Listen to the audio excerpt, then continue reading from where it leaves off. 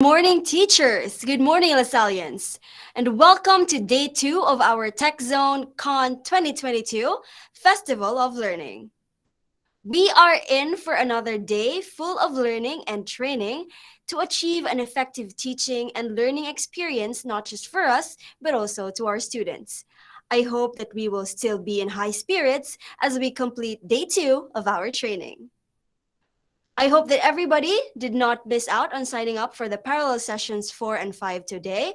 The sheets will be closed once the 40 participant limit is reached.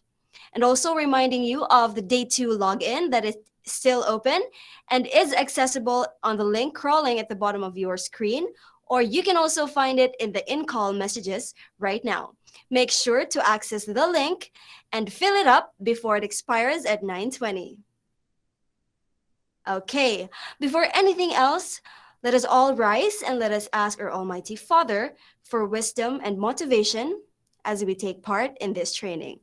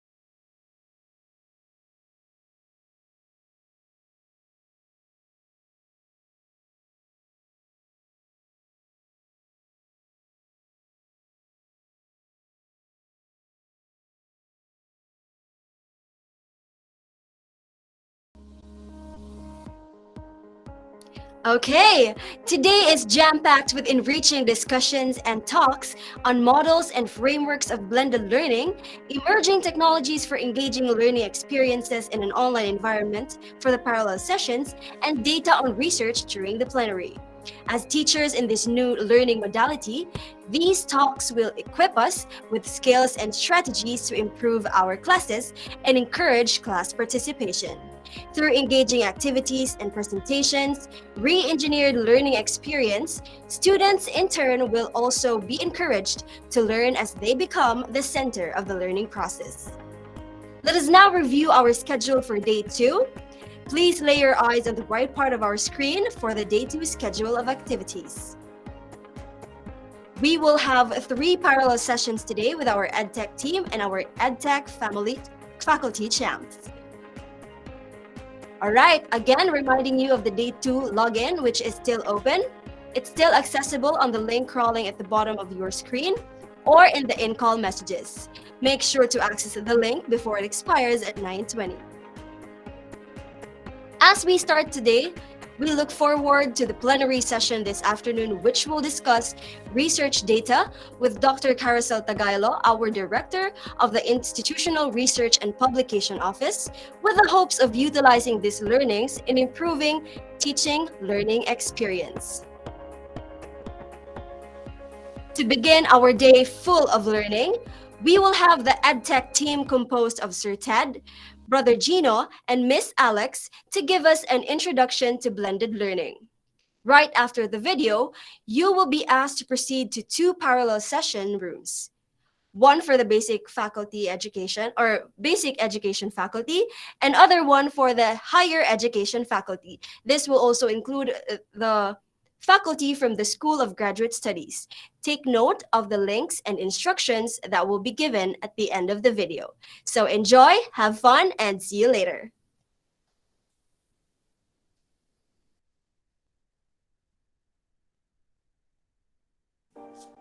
According to George Couros, technology will not replace great teachers, but technology in the hands of great teachers can be transformational. That's the power of blended learning. Hello, Italians! I'm Ted. Brother Gino here, Miss Alex here. and welcome to our discussion about models and frameworks of blended learning. The blended learning model is deemed to be the most practical method to use because it combines all the advantages of synchronous and asynchronous strategies. The main motivation in using the blended learning model is to increase students' participation in their own learning process, rather than just being passive receivers of content. When the school modified its major delivery of services because of the pandemic, academic-related matters were mostly delivered via online. Gradually, with the decrease of cases, face-to-face setup has been reconsidered as another mode of learning, but with limitations. Today, we are going to dig deeper into blended learning and how we can possibly contextualize it into our own setting. At the end of this discussion, participants will be able to define blended learning, differentiate the models and frameworks of blended learning, and discuss various structures of blended learning. There are different definitions of blended learning from various academic research. Graham, Allen, and Ure have summarized these in 3 points. Blended learning as a combination of different instructional methods, blended learning as a combination of different modalities or delivery media, blended learning as a combination of face-to-face instruction with computer-mediated instruction. As Rooney puts it, blended learning is the combination of face-to-face instructions with computer-mediated instructions. 50 years ago, the term blended learning was first introduced by the Open University of the United Kingdom. From there, other educational institutions have invested towards the exploration of ways and means to improve student satisfaction and retention. New models and approaches were soon formulated. For the past 2 school years, we have utilized 2 modalities of learning, the online and offline learning modalities. We have used Canvas and other web-based applications for the online learning modality, while for offline learning modality, we have mainly printed materials for our students. Imagine putting together the best features of these 2 modalities to create the best teaching learning experience. Technologically mediated interactions between students, teachers, and learning resources in addition to live classroom and laboratory interaction is what blended learning promises. The formula of blended learning has remained diverse. There is no one way to conduct blended learning in any educational institution. Garrison and Kanuka highlight the importance of effective integration between modalities that are available. At the end of the day, blended learning must not just be adding on to the existing dominant approach or method without any goal. We can only have a successful integration of blended learning if we have understood its key concepts before we practice it. So let us discuss one particular framework that supports blended learning through its design and implementation, the Complex Adaptive Blended Learning System, or the CABLES framework. In the CABLES framework, the learner sits at the center, but all components impact each other. There are 6 elements in the system. all with their own subsystems. These 6 elements are the learner, the teacher, the technology, the content, the learning support, and the institution. Not only does each element have its own character and subsystem, but each acts in relationship to all the others. As in any complex systems, the relationships are dynamic and integrative. This adaptive system of blended learning emerges from the relationships and the effects of each element acting with and on the other elements. The role of learners changes or adapts as they engage for the first time or in new ways with the elements in the system. The teachers engaging in blended learning will adapt to pedagogies appropriate to engage productively in diverse 21st century societies.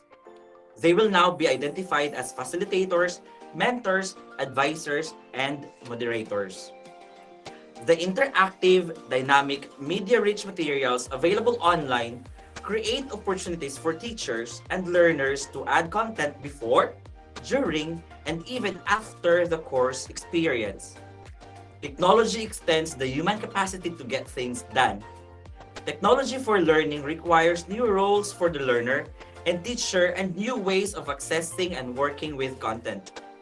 In this framework, the technology has to be seen as part of the system of learning. One that includes all elements working in relation to each other. Support can involve technology troubleshooting, material access, and learning to communicate effectively online, as well as all the other usual support around understanding content and assignments.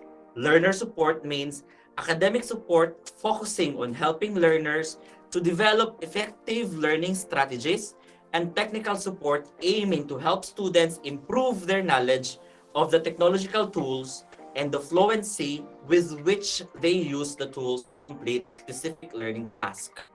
Blended learning requires technological infrastructure and digital support staff. According to Wang, the cable's framework is designed to facilitate a deeper, more accurate understanding of the nature of blended learning as institutions try to create their own model, the way how they adopt it.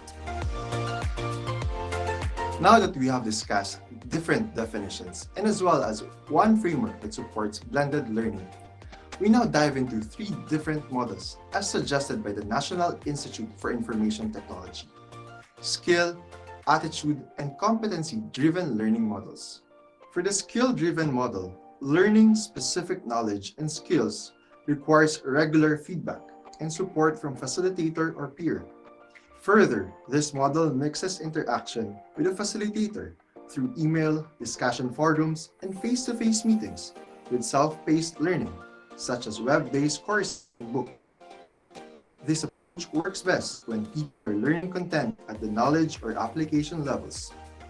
Techniques to incorporate skill-driven blended learning model includes creating a tightly scheduled group learning plan, using instructor-led overview and closing sessions, using synchronous learning labs, providing supports to learners through web-based applications. On the other hand, attitude-driven learning model intent requires peer-to-peer interaction in a risk-free environment.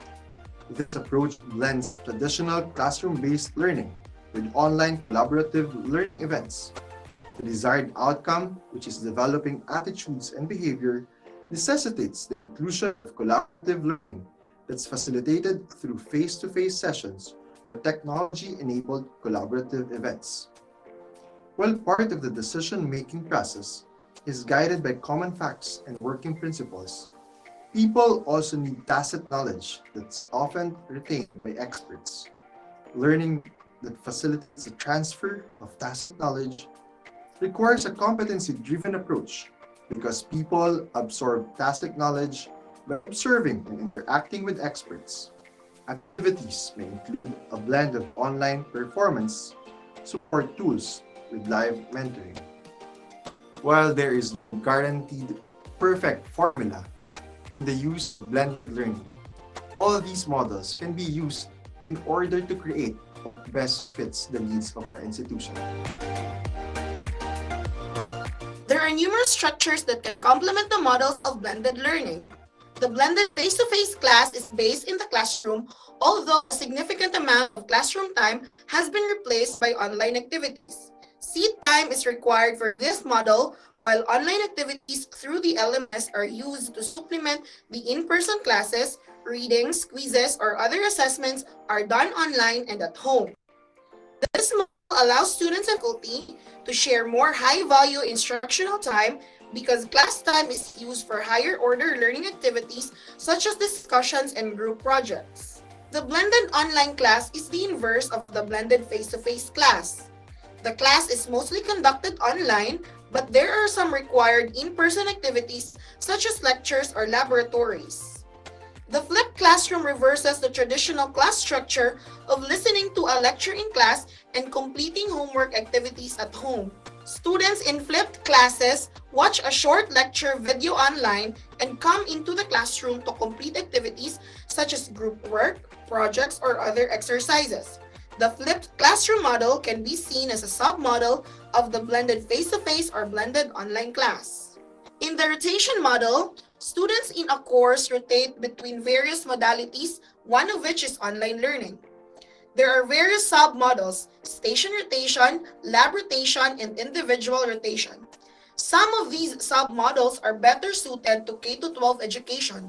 Station rotation, for example, requires students to rotate between stations in the classroom at an instructor's discretion. Others work well on a college campus. The lab rotation model, for example, requires students in a course to rotate among locations on campus.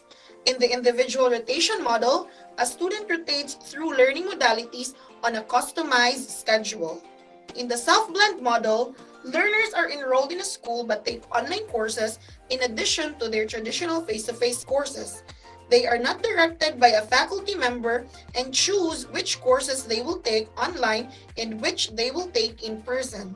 The blended MOOC is a form of flipped classroom using in-person class meetings to supplement a massive open online course. Flexible mode courses offer all instruction in multiple modes, in person and online, and students choose how to take their course. These are just some structures of blended learning which any educational institution can take on. It is possible for each program to have a different structure depending on their needs. Now that we've heard about compelling facts on blended learning, theories about it, as well as putting some of its models into practice, it's high time to design, produce, and implement our own model that best meets our goals as a Italian institution. Actualize blended learning model into our LSU curriculum.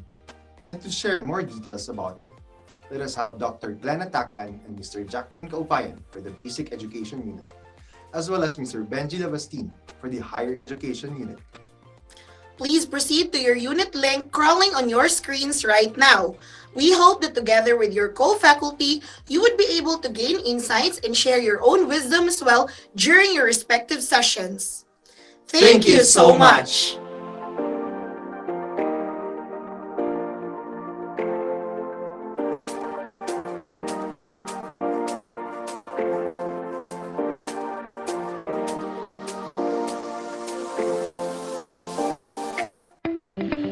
TechZONEd Con 2022 Festival of Learning.